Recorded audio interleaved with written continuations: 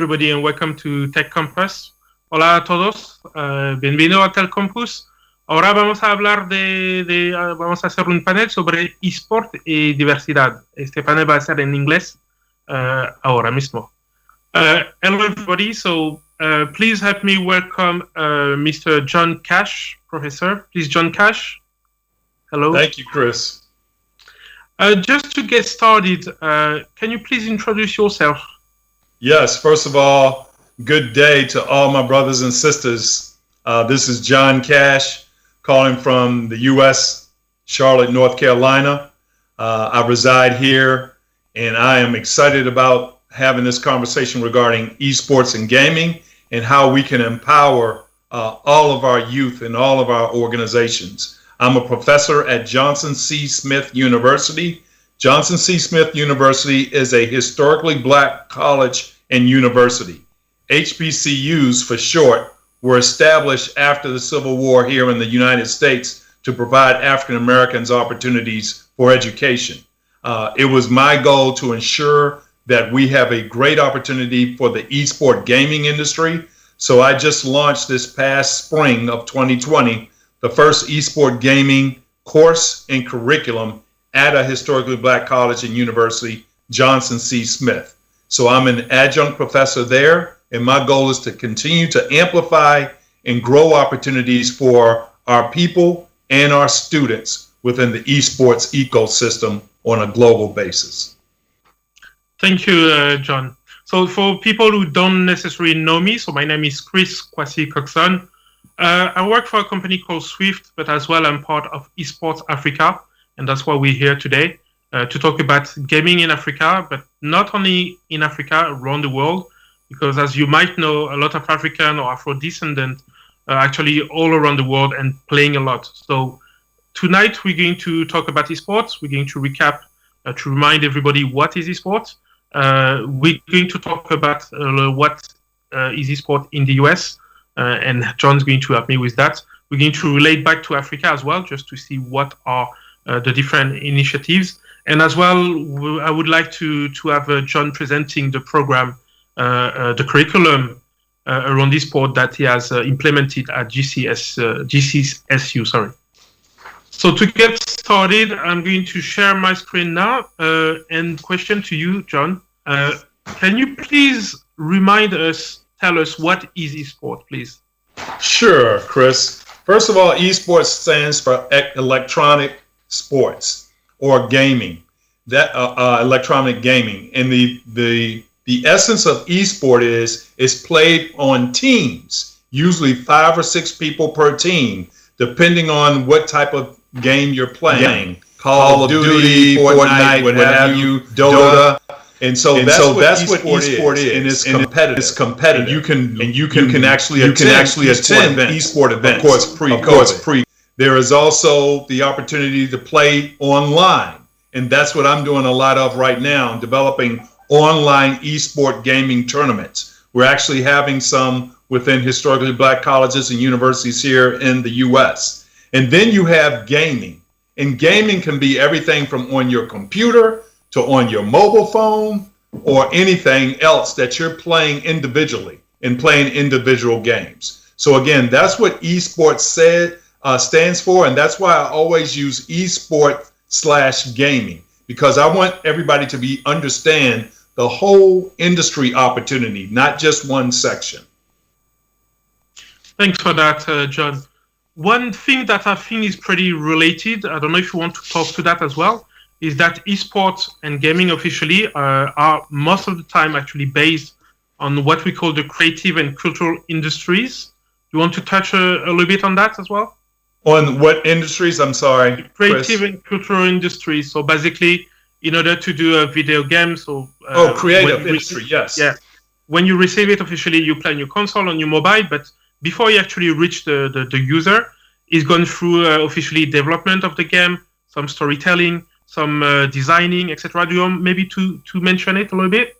Sure. Again, you have developers and publishers. These are the people that are creating and developing these games, whether it's Activision and some of their games, League of Legends might be popular, whether it's Riot Sport and Fortnite, or whether you're taking traditional sports and turning them into esports, i.e. or in gaming, i.e. the National Football League, FIFA, which is more global, as well as the NBA here in the States. And so you have people that are designing this. And so you're taking courses in graphic design, you're working with the software engineers to do the programming, and they come up and then they develop those games. And of course you have testers that help test and do quality control assurances to ensure that the games are functioning the way they need to be. We as a people of African descent need to take more of a leadership in being software developers, graphic designers, and coming up and being creative and developing games. I am actually helping out a couple of individuals, both of them here in the States, who are actually developing mobile games. I'm really excited about it. Two brothers here in the US, they are developing their own mobile gaming, and I'm helping them as a board member and helping them with financing. So it's a huge career opportunity in this area, Chris. Thank you for that. I just wanted as well to share some figures around that, just for the audience. I took the example of the UK, which officially is a small country compared to the US, compared to the continent, all the different countries in Africa. And just to give you some numbers, so that was back in 2015 to 16. They were doing 84 billion pounds, or about roughly 100 billion US dollars. And that was around video games creation, film and TV, craft music, etc. So all of these cultural and creative industries is pretty big. And in terms of jobs as well, that gave a lot of jobs to a lot of people. So the other day we actually had a panel around these. I invite you to review it afterwards. But as you mentioned, this is a great opportunity as well for people in the US as well as for people in Africa. To give you further more information as well, you can see that in terms of geography, most of the business, most of the revenues are coming from three main areas, which are North America, Europe, and Asia. And you can see that the rest of the world, hence Africa, is very tiny compared to the rest of it. So basically, there are still a lot of things that we can evolve, we can do to actually evolve through that. To give you as well, maybe if you want to comment these trends, I put that screen just to give an idea of where we're going. So for 2020, we had the crisis officially, but if you can check on the right-hand side, you can see that a predicted esport market within 2 years is about 2 billion euros, which is roughly 2.53 billion dollars. Do you want to comment that one as well and give your point of view in terms of the US? Sure. Again, like you said, Chris, this is the thing about this industry that I want all my brothers and sisters to understand. Esport gaming is an international, multi-billion-dollar industry. You can take your skills and assets and take it on a global basis for opportunity. The growth will continue. And if you look at the demographics, and of course I'm talking pre-COVID, Africa, sub-Saharan Africa is on track to educate more software engineers on a global basis than any other continent or area of the world. That's some facts and figures that I looked at pre-COVID, of course, so we don't know how COVID might impact that. So I share that with the fact that also sub-Saharan Africa has one of the youngest population bases in the world. And that's a great thing because my young brothers and sisters can continue to grow and flourish, not only in the esport gaming industry, but other industry opportunities. Here in the US, one of the things is we want to have more Black Americans in esport and gaming. And again, that is why I am driving, and that's my passion for developing esports and amplifying it. And I'm really excited about some things that are going on that is going to help us more. And as you all probably know, there are a lot of social injustice, social justice initiatives going on here in the U.S. right now that is taking root on a global basis. I am confident that these causes, of course, with the recent murders of Black Americans here, will push a new wave of equality for the states, which I think will translate into more business opportunities and engagement, including in the esport gaming industry. So I share this excitement with you all because, yes, you can be on the technical side doing software engineering, programming, graphic design, but at the end of the day, the industry still needs managers, marketers, salespeople, accountants, finance people. So again, look at this as an industry that can provide multiple opportunities. Thank you for that, John. You touched the point of officially the US. So we all hear what's going on in the country.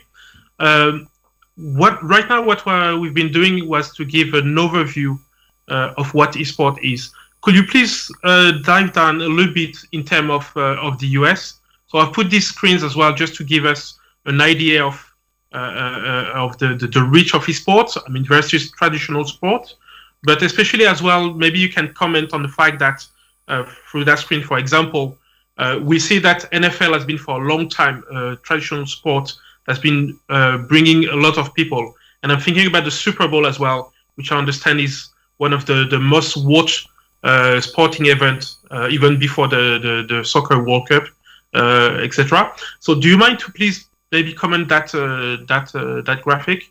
Sure. Again, I'm having a little technical difficulty on my side, but I can talk to the NFL. Yeah. There is only one sport right now in the United States, one sport initiative that has more viewers. There's only one sport in the U.S. that has more viewers than esports right now, and Chris hit it, the NFL. Think about that. We have the NBA, we have Major League Baseball, now we have Major League Soccer, we have the National Hockey League, and think about it. Esports is only number 2 now behind the NFL as far as viewership is concerned. And for my brothers and sisters out there, the leagues understand that they can cross-pollinate, their esport platforms and traditional sports. That's why NFL has NFL Madden, arguably the most popular game among Black Americans, as well as the NBA has NBA 2K, arguably probably number 2. So as you can see, it's going to benefit both parties. And another thing, a lot of the athletes who play in the NFL and especially the NBA are huge gamers, like Trey Young of the Atlanta Hawks, and there are others out there I could just name on and on and on. So they are in the lifestyle because they're younger brothers and sisters, they're in their 20s, 30s. So they get gaming because they grew up with it. Thanks for that. I put a few more slides around that just to give a bit more depth into the concept. The digital viewers as well, we can see here on this screen, I guess that a lot of people are actually familiar with Fortnite now. Which in this case, you can see on this slide that is gathering 700,000 people just to view one tournament, just to give you some more ideas. In terms of revenues as well, one thing that I actually find interesting is that although we can see that esport has been coming to the second rank after the NFL, we can see on this slide especially that in terms of revenues, this is still very nascent. So I guess there is still a lot of opportunities in that industry and in different officially geographies. Can you address this point as well, please? As far as revenue is concerned, Chris? Yes. Yeah. Yes. Well, the revenue for esports is very attractive, and we know that cash rules, not John Cash, but money, cash rules. And so these trends are going to continue to go up. And so it's not just about the sales, but the profitability of esports. And let's just think about it now. We're in the middle of a global pandemic, COVID-19, but what is being really played and is still very robust and growing right now? Esports and gaming. So even if you look at your stock markets and investments around the world, you will see a lot of people attracted to this industry because this industry is continuing to grow in probably one of the worst initiatives that's going on in the world now with this pandemic. Okay, thanks. You mentioned a video from FaZe, if I don't mistake. I'm going to play that's 2 minutes, more or less. Yeah, if I can cue that up and share with the audience. Please. Audience, I wanted to share with you a little bit about the culture and the lifestyle. If you're not familiar, and you probably are, with some of the esport teams, there are opportunities for you to compete and become a professional esport player. It is growing here in the States, and I'm sure it's growing around the world. Again, countries such as South Korea, Japan, China, they have been on the forefront of esport games and competition. We want to show more people of the African diaspora in this picture. So I'm sharing with you what we call a sizzle reel of FaZe Clan, arguably one of the top 5 esport teams, at least within the United States, and also highlighting some of the influencers and stylists from entertainment industry, as well as the sports industry, will be dispersed in this sizzle reel. And I want you to pay particular attention to Offset. Offset is of the international rap group, hip hop group, the Migos. He's married to Cardi B, who I'm sure you guys are familiar with. And I want to share this because Offset is affiliated with FaZe Clan on a global basis, but he also owns the FaZe Clan asset in Atlanta, Georgia. And he is doing a lot to help underserved students in this area to gain more knowledge in esports and STEM education overall. So I'm sharing this with you to show that not only Offset, but there are a multitude of entertainers and sports celebrities who are investing in esports. They also include Michael Jordan, the international basketball player who now is an owner of the Charlotte Hornets basketball team where I live. So I just wanted to set that up before you view the video. Thank you, Chris. Thank you for that, John. So I'm going to send it now. Go now.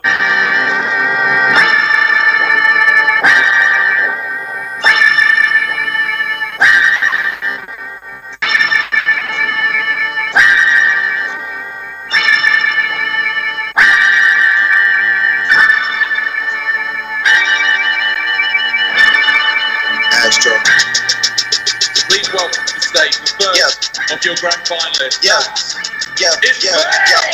Calling on you with the pick and roll. Younger flame here, sicko mode.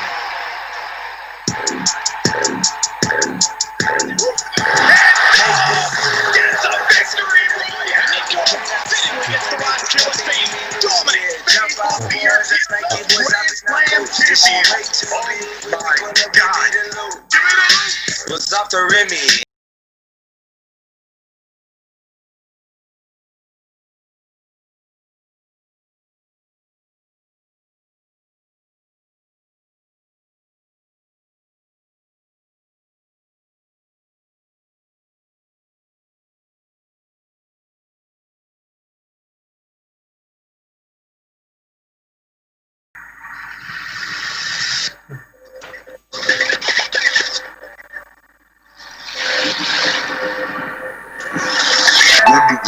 Y'all in too deep, plan for keeps, don't play us a week. Don't inside. When the retreat, y'all in too deep, plan for keeps, don't play us a week.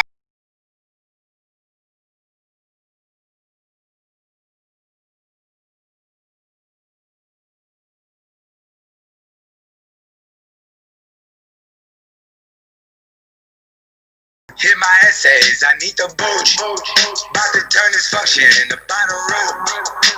Told her I've been. Gaming, I'm with esports. FaZe Clan.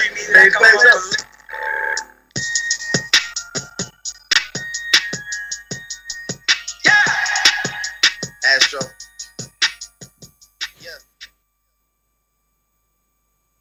Cool. Thank you for that, for sharing this link, John. So I'd like to carry on. Officially, we've been discussing about what eSport is, the industry, the opportunities. What about? I mean, the title of this discussion is eSport and diversity. Can you tell us about this, please, and especially relating back to HBCUs? Sure. And again, this is the highlight of where I want to focus on, Chris. But hopefully everybody liked the sizzle reel. And again, that's just a marketing tool by FaZe Clan. You see how they wanted to integrate sport, entertainment to attract that crowd. And then at the end, the brother at the end that mentioned FaZe Clan, that was Offset of the Migos. Yeah. But yes, as far as esports and diversity is concerned, they have a long way to go on a global basis as well as in the United States. Right now, I would say that approximately 90% of all esport teams are either Anglo or Asian in nature. Not a lot of African Americans in there, and it's because of social economics as well as just regular things that are going on in this country, in this world, and that's why, you know, you have the social justice initiatives going on now. That is why I'm pushing esports within historically black colleges and universities. There are approximately 100 historically black colleges and universities in the United States, primarily in the Southeast and part of the West. And Charlotte is, again, located in North Carolina. I've developed this program, and we look at other opportunities with HBCUs to develop programs to grow our presence within the esport industry. And let me just give you guys a snapshot, at least here in the United States. Before I launched this program, this esports curriculum at Johnson C. Smith University, there were 60 predominantly white institutions here in the United States that had an esports curriculum, course, an esports club, or an esports team, or all of the above. And there were 0 for HBCUs. Zero. Let me interrupt you just briefly, just for everybody to understand, because understand that in the US this is very common. People will understand, but here in Africa or outside the US, can you please remind us what HBCU stands for? Sure, I will. Behind that, please. I will. In the United States, HBCU stands for Historically Black Colleges and Universities. As you know, Black Americans were stolen from the African continent over 400 years ago, and we were slaves for over 200 years, up until 1865 with the Emancipation Proclamation. And then African Americans or Black Americans were free, but still there were a lot of segregation, racism in this country. One of the things this country did after the Civil War was to establish historically black colleges and universities. We were still supposed to be separate but equal. A lot of the HBCUs were not as equal as predominantly white institutions, but we began to grow and develop our HBCUs so we could be competitive in our education, in our marketplace. Today, there are still approximately 100 HBCUs, but African Americans or Black Americans here have the choice to go to a predominantly white institution, or they can go to an HBCU. I attended Howard University in Washington, D.C. That's where I graduated undergrad, but I went to a predominantly white institution for my graduate degree, the University of Texas. So again, we are open. We can go to any universities we want, but my goal is to help Black Americans here and to build a program and make our HBCUs or historically black colleges and universities stronger and educate my students so they can be just as good and just as competitive in this new esport gaming audience. And so that is what my focus is, and we're just growing that. So it's still very much not an equal playing field here, the esport industry. But we are making inroads and we are making progress in this area. And when I say inroads and progress, that means we're getting educated, we're getting more access to companies, we're having the opportunity to do more on our own, both as a business owner, because I want my fellow Black Americans to be business owners. I want the youth to have their own esporting gaming companies. I want them to develop their own games and to compete not only on a U.S. basis, but on a global basis. I want them playing, everyone playing their games around the world. So that's a little bit more texture. I could talk about this all day, but the goal is having equality and access for esports growth here in the States. And again, we just started this. This is still less than 1 year old. Okay. But there are more historically black colleges and universities, HBCUs, who are also looking at developing curriculum. They might be focusing on graphic design or software engineering or developing coaches, because to have a team, you have to have a certified coach on the collegiate level. And that is a huge industry here right now in the U.S. also, college esport teams. But to be a certified team, you have to have a certified coach. So I will pause there for any questions or additional clarification I can provide. And I'm going to link as well back to Africa, because my question to you will be, what are the issues that you face, why you did create that program? If I take the case of Africa, we have a lot of people. I mean, we're almost like 1 billion now in the next few years at least. A lot of people are actually playing on different devices. Obviously, you've got the consoles, you've got the computers, but right. Africa is a mobile-first continent. Everybody has at least one mobile, some people two, and we are used to play on it. And you can see on the screen a few African studios that I've put in. One of them is going to talk afterwards in the next panel.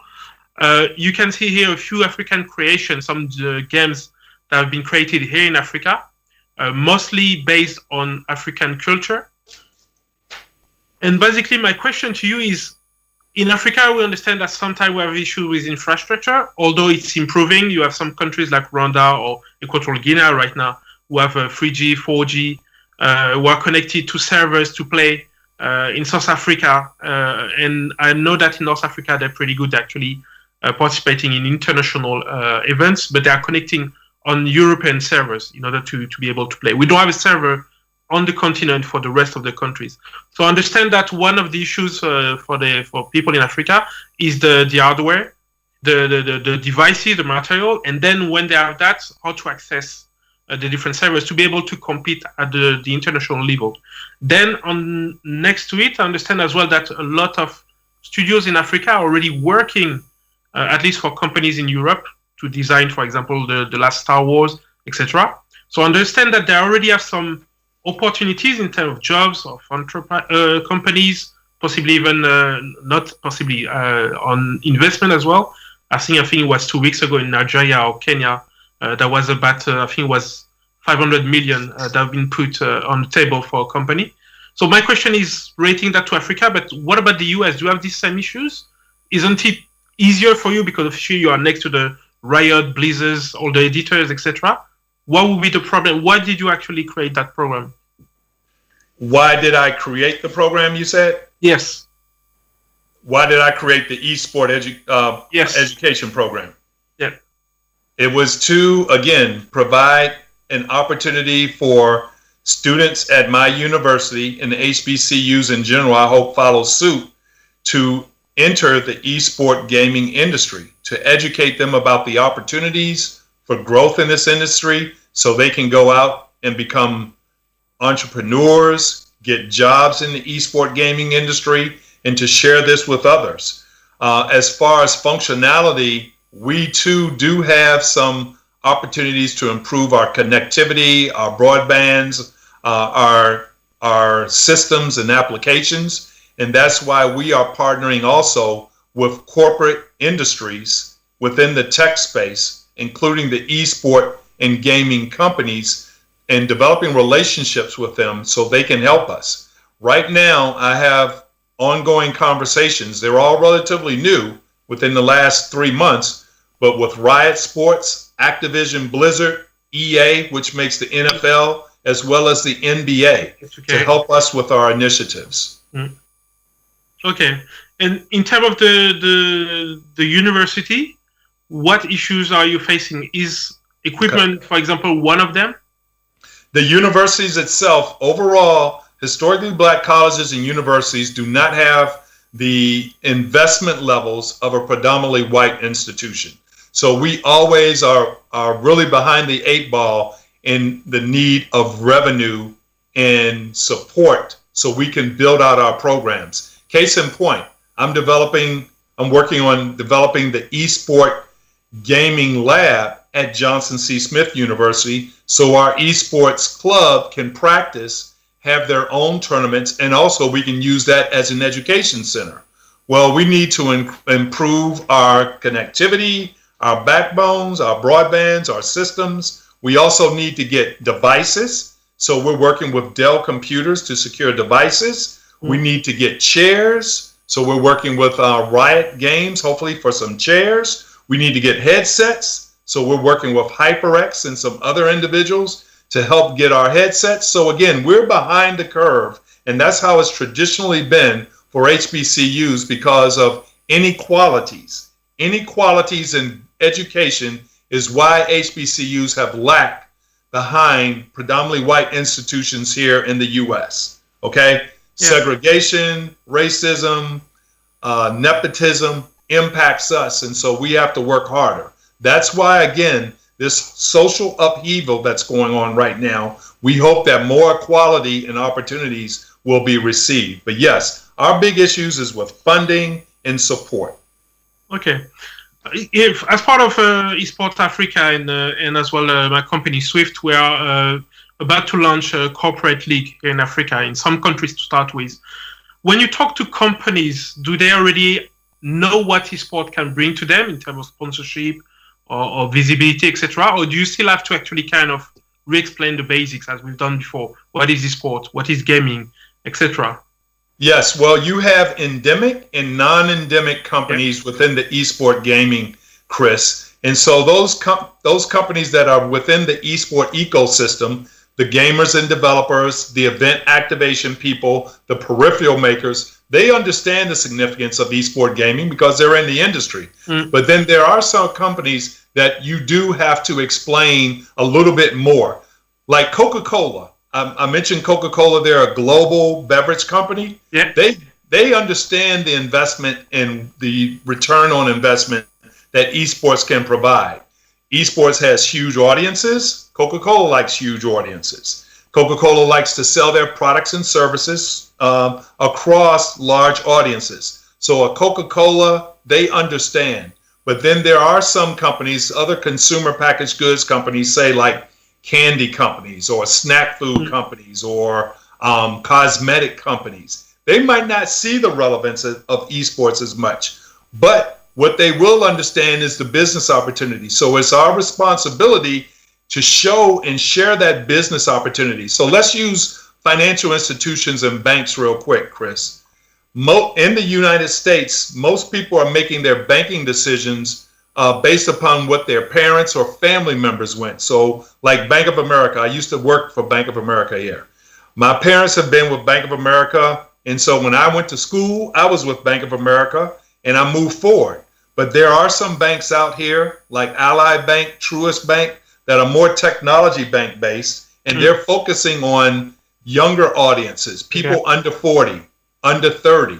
And so if you want to bank with these people, you can leverage esports as a technology to hopefully, attract them. So those are some of the comparison and contrast between established esport gaming companies that are in the industry, some companies such as Coca-Cola, which is investing right now in the esport gaming through sales and marketing, and some outliers such as banks that will look at it or cosmetic companies that will look at it as an opportunity to increase their revenue and sales opportunity. And again, the bottom line, Chris, is making money. What do you tell the non-endemic companies? How do you sell them the esport? I mean, what the benefits are? The biggest thing to sell them is that esports is arguably becoming one of the largest sporting platforms, whether traditional sports or esports in the world. And so that means eyeballs. That means audience, Chris. That's what companies are attracted to. Companies do one thing. They want to sell more stuff to more people more often than their competitors. So that's what you have to convince them of. And more profit as well. And it's more profitable. And why is that? More people and direct access, I would say, to the customer. Access. They can do it virtually. You don't need to go to a stadium and set something up. You don't need to fly all around the world and all those costs. look at your cost structure to do something virtual like I've been doing here in the US versus if I had to set up a stadium and I had to set up a concession and I have to put up ropes and banners and everything. So profitability is not just about making money, but being profitable, what you said, Chris. Perfect. Back to your program. Is your program only on site? I mean, we're talking about virtual and we had the COVID officially. Can people actually access the program remotely, even if they have to pay for that? Yes, and I would love to get more people virtually. And let me give you this quick example. We launched our first course, Introduction to Esports and Gaming, in January, which is the beginning of our spring semester here for all universities here in the U.S., for most universities here in the U.S. And so Johnson C. Smith, I launched the program, but I have a hybrid program, and it's done on purpose. And that means that I have part of my class that's in the classroom at Johnson C. Smith University in Charlotte, North Carolina, and then I have people that logged on virtually from around the country. And I had students in Washington, D.C., and Florida specifically. And so I would Zoom them in, and we would have a course. I could teach the course. I have guest speakers come in. We use Zoom as our platform. Canvas is the educational platform that we use to communicate. Zoom is the communications platform we use. And so when the U.S. was shut down because of COVID-19, I did what I call the pandemic pivot. All I did was put all my students now online. So everybody viewed it through Zoom, and we were able to have and continue to have a successful semester and complete our semester. And so now when I'm teaching in the fall and we're adding more courses, because now Esport Gaming is a certified minor program at Johnson C. Smith University. And we will have a certificate program, and we can teach virtually around the world. As long as you have access, I can teach you the course. Great. Before we wrap up, I want to ask you two things. So first one is, what are the next steps? And second thing, anything that you want to add before we take in questions? And when you say next steps in regards to what specifically? Regards to the program, regards to any other thing that you feel relevant. I'm really excited. Next steps for Black Americans in esport and gaming, it will continue to grow and blossom. At Johnson C. Smith University, again, we're the first historically Black college and university to offer a full esport curriculum, and we have a certificate program that will help you, and my goal is teaching you things that will help you in the industry. So how are we doing that? That's where the relationships come in with the esport ecosystem. I talked to you about the publishers. I talked to you about experiential marketing and events people. That's where I'm getting my curriculum from. Twitch, is a streaming service. Twitch is providing me content for my course. Intel. So again, I am teaching what they say they want to see in the people that they hire. So we're going to continue to build those relationships within the esport ecosystem. The other thing is that last year was the first year we have a program called the White House HBCU Initiative. This is where the Secretary of Education here in the United States meets with HBCUs and they discuss issues to improve HBCUs to, again, be more competitive with predominantly white institutions. Last year was the first year they had an eSport forum. This year they're having it, and it'll probably be virtual, but I will probably be attending that event virtually. I can't wait to look, listen, and learn about others and how we can improve our program. And as I shared with you, we've developed our eSport team, and as well as we're developing and finishing up our eSport club, as well as our eSport lab. That's what I was trying to get to. So we're going to be finishing that up so our people can practice. And so the next big thing this year for HBCUs is having virtual tournaments and, Lord willing, very soon, in-person tournaments to continue to do what we're doing. So those are some of the big things that are coming up. One other thing I want to share is, again, my goal is to be of service to my students. I'm a businessman. I have my own business and I also work for a corporation. I'm an adjunct professor, which means I'm a part-time professor, but I'm very passionate about what was going on when I saw this esports opportunity. And so I presented it to my dean, I presented it to the president of the university, and just very thankful that they could see the vision and they could see the opportunity for us to launch this and to be the first and to provide this great opportunity. So I look forward to continuing that with my company supporting it, and again, with the industry supporting it. Perfect, great. You did mention last time that we talked over the phone that Charlotte is a city that actually welcomes a lot of African. Do you mind to just briefly mention that? I mean, Sure. I've lived in Charlotte for 6 years. I've lived in Atlanta, Georgia for 12 years, and I grew up in Washington, D.C.